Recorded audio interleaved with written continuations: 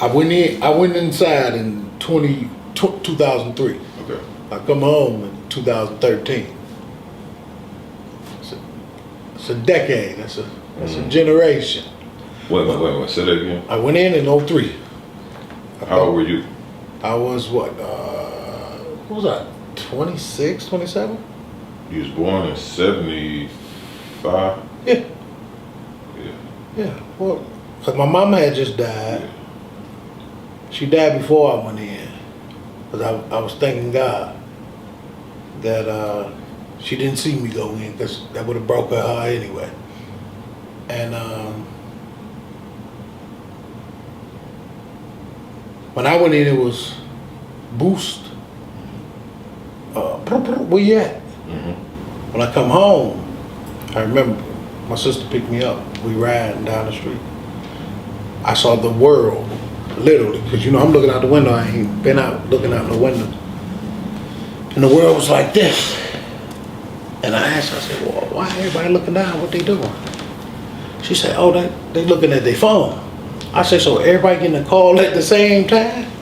She said, oh no, these smartphones. And then she got me one.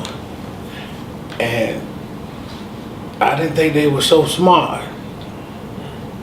I think it just dumbed down everybody. It gave everybody a sense of urgency to hurry up now.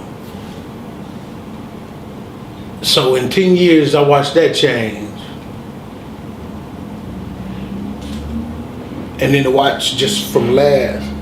Because it was in your mid to late 30s, too, when you got out, right? Yeah.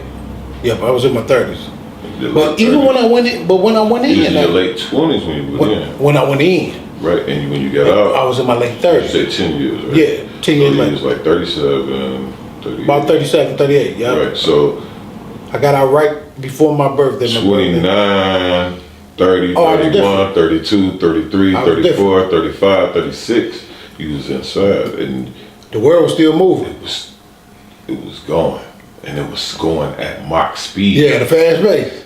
But you what? No, I was stuck on the last thing that put me in that Which spot. was a good thing, though. Exactly. I didn't get tarnished by the stuff that.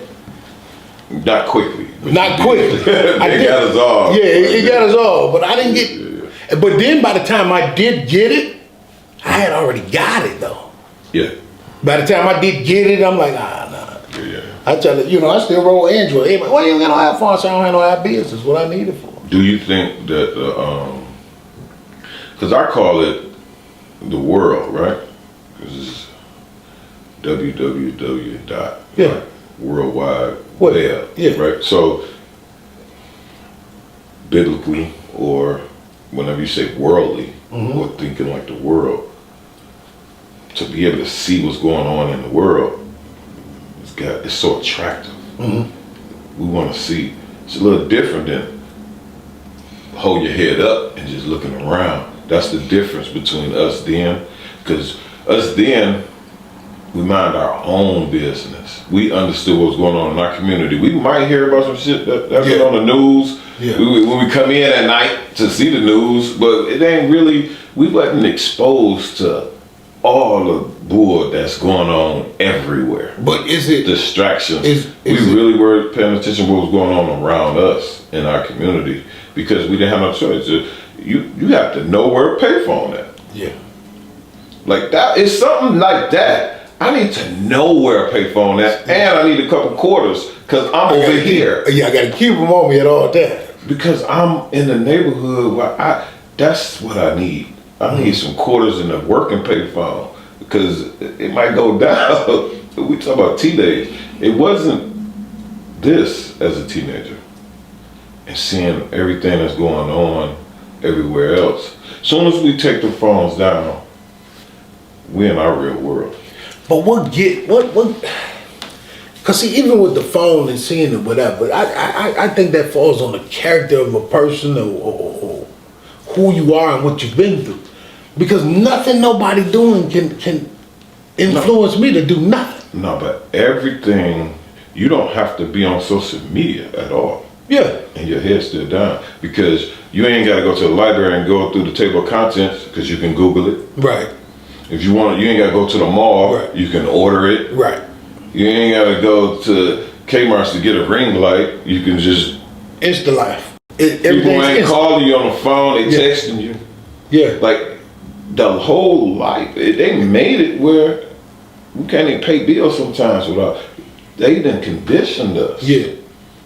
It's very smart. It's getting we become dependent on it. We lose our phones. Oh, you do. Your whole life in there. What? But we understand that's by design. Why you looking down so you can't see what the hell they doing up at the top. We understand that. Do you understand it if you're 10 years old? No.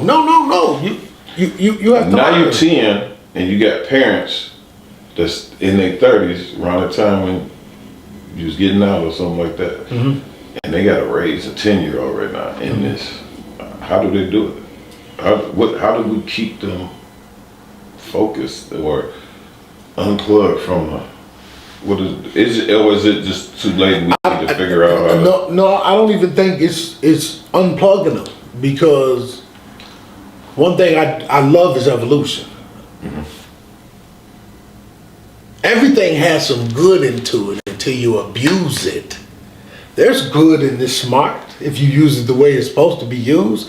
There's good in it. I don't think you unplug it. I think you learn it as they learn it, and you adjust it and tweak it into the ways that you know that can be a positive. If you put $1 million in the crackhead's hand, you just killed him, right?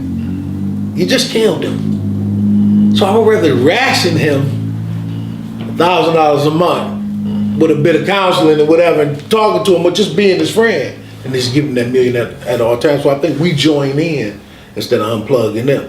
And that's why I love me, because I don't think I'm too far from them. I'm like right in the middle. I ain't no young cat, and I ain't no old guy where they can't respect. I still know your language. I still walk like you, but I don't think like you anymore. Right. So that's what makes it a beautiful thing. But I don't think we unplug. I think we join. I think we learn.